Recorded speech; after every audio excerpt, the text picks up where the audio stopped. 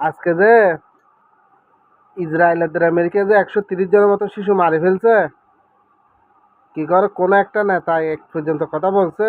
আর বিশ্ব দালাল জাতিসংঘ হাতে কুলু পেটে রয়েছে।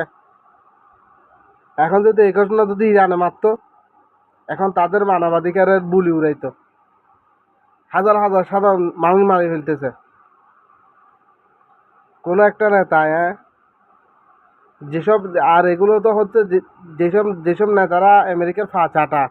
আপনাদের কাছে একটা কথা বলতে চাই, আপনাদেরও কপালে দুঃখ আছে, বুঝে নিয়েন। এই দিন দিন নয়, দিন আরও আছে, মনে রাখবেন। আপনারা কিভাবে একটি স্বাধীন দেশে নগ্ন হস্তক্ষেপ করতে পারেন, এটা বিশ্ব দেখতেছে তো। মানে তাদের সাথে আঘাত করলে ক্ষমতায় থাকতে পারবে, তাদের সাথে আঘাত করতে না পারলে, দাসত্বগিরি করতে না পারলে তাকে মেরে ফেলতে হবে। ইন আমেরিকার নীতি। আমেরিকার প্রেসিডেন্ট যুগে যুগে যারা আসবে সবারই এক নীতি। অ্যাডলফ হিটলার হিসাবে এই ডোনাল্ড ট্রাম্পের ইসরায়েলের প্রেসিডেন্ট কেউ স্বীকৃতি পাবে অ্যাডলফ হিটলার হিসাবে যুগে যুগে। আজকে কোনো এক বিশ্ব নেতা কুলি ফেটে রয়েছে, কোনো কেউ কিছু বলতেছে না। এত হাজার হাজার যে মানুষ মারি ফেলতেছে, কোনো দরকার আছিল? কোনো দরকার আছিল? বিশ্বকে তৃতীয় বিশ্বযুদ্ধের ঝুঁকির মধ্যে ঠেলে দিয়েছে।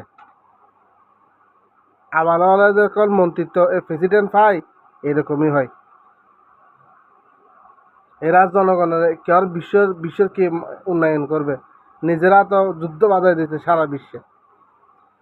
আমেরিকা যদি সারা বিশ্বের যুদ্ধ না বাজাইতো, দেশ এরকম, বিশ্ব ব্যবস্থা এরকম হতো না। আমেরিকা দুনিয়ার নাটের গুরু। আজকে তাদের বাউতাবাজে মানবাধিকার আজকে বুঝে গেছে না। জাতিসংঘ আছে শুধু শো। জাতিসংঘ শুধু আমেরিকার ফাঁস সাফ করার জন্য জাতিসংঘ আছে। আজকে জাতিসংঘ দেখছেন না, কোনো আওয়াজ নাই। জার্মানি বলেন, ফ্রান্স বলেন, কোনো একটা নেতা। ইসরায়েল যখন ইরান যখন আত্মরক্ষা করতেছে, তখন তারা এই ওই এই সেই। হ্যাঁ, আজকে যদি কেউ মুসলিম বিশ্ব যদি ইরানের পক্ষে দাঁড়াইতো, ইসরায়েলদের আমেরিকা সাহস হইতো হামলা চালানোর, সাহস হতো। তারা আজকে কুলু পেটে রয়েছে। তারা আজকে চাচ্ছে ইরানকে ধ্বংস করে দেওয়ার জন্য। ইরান এত শহরে